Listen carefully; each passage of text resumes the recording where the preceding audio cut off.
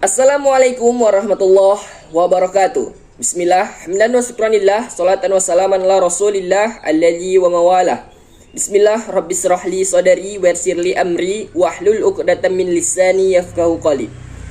Baik teman-teman dimanapun Anda berada, perkenalkan nama saya Muhammad Rafli, mahasiswa Institut Teknologi Sawit Indonesia, jurusan Teknologi Pengolahan Hasil Perkebunan. Di sini saya akan mempresentasikan mengenai pembuatan sabun padat dengan pemanfaatan minyak jelantah untuk menuntaskan mata kuliah teknologi industri hilir. Baik, bagaimana prosesnya? Let's go. Kita simak dengan baik. Pertama, sebelum kita membahas tentang proses pembuatan sabun, ada baiknya kita mengerti mengenai definisi sabun terlebih dahulu. Sabun adalah bahan yang digunakan untuk mencuci dan mengemulsi. Terdiri dari dua komponen utama, yaitu asam lemak dengan rantai karbon C16 dan sodium atau potasium.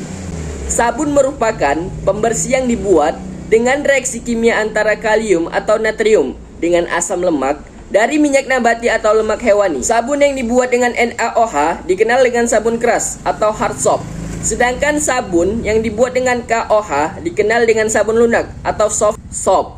Sabun adalah produk yang dihasilkan dari reaksi antara asam lemak dengan basa kuat yang berfungsi untuk mencuci dan membersihkan lemak kotoran.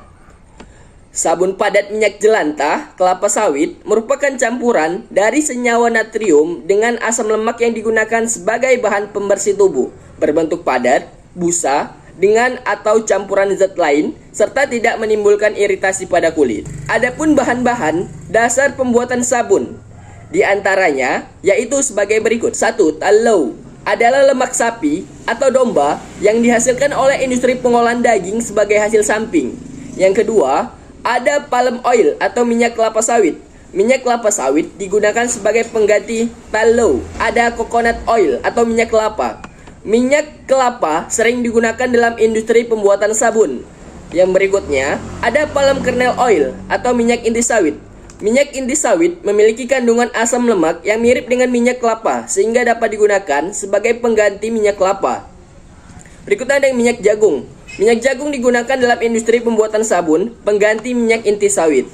Berikutnya ada jenis-jenis sabun. Kita harus memahami bahwasannya sabun itu terbagi atas jenis-jenisnya. Yang pertama itu ada sabun padat, adalah sabun yang dibuat dari reaksi sponifikasi dari lemak padat dengan NaOH. Yang kedua ada sabun cair, adalah reaksi sponifikasi menggunakan minyak dan lemak yang mempunyai kandungan asam olea tinggi dan perbandingan yang tajam dari kalium. Metode-metode pembuatan sabun, yang pertama ada cold process atau proses dingin. Yang kedua ada hot process, yaitu proses panas. Yang ketiga ada melt and pour atau melelehkan dan tuang. Yang berikutnya ada rebirth atau daur ulang.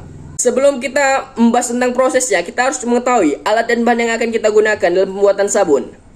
Yang pertama itu ada ceret, yang kedua itu ada toples, yang ketiga itu ada cetakan, yang keempat ada telenan, yang kelima ada timbangan, yang keenam ada piring, yang ketujuh ada minyak jelantah setengah kilogram, yang ke-8 ada serai 5 batang, yang ke-9 ada air serai 171 gram, yang ke-10 ada soda api 82 gram. Baik, ini adalah inti pokok pembahasan mengenai langkah-langkah pembuatan sabun padat. Pertama, rebus serai sampai mendidih dan ambil airnya. Yang kedua, masukkan air serai sebanyak 171 gram ke dalam wadah. Yang ketiga, tambahkan soda api sebanyak 82 gram atau 5 sendok makan, lalu aduk hingga merata.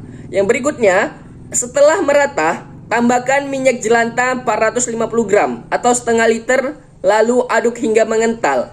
Berikutnya, tuang adonan di atas ke dalam cetakan, lalu diamkan selama 24 jam. Berikutnya, adonan yang telah mengeras dikeluarkan dan dibungkus dengan plastik bermerek sesuai selera pemakaian. Hasil dan pembahasan. Uji coba kelayakan. Ini adalah hasil dari uji coba kelayakan sabun padat yang telah kami buat pada PKM atau Pengabdian Masyarakat Kelompok 20 di Pondok Bali PTPN 2, Lubuk Pakam. Ini adalah hasilnya, tidak kalah dari sabun-sabun yang dijual-jual di pasaran. Satu, menghemat biaya rumah tangga. Yang kedua, sabun tersebut dapat dipakai dalam jangka waktu yang lama, sehingga efektif dan efisien apabila diterapkan dalam kehidupan rumah tangga. Kesimpulan. Adapun kesimpulannya itu sebagai berikut. Sabun padat cuci piring dari minyak jelantah sangat efektif dan efisien dari segi ekonomi.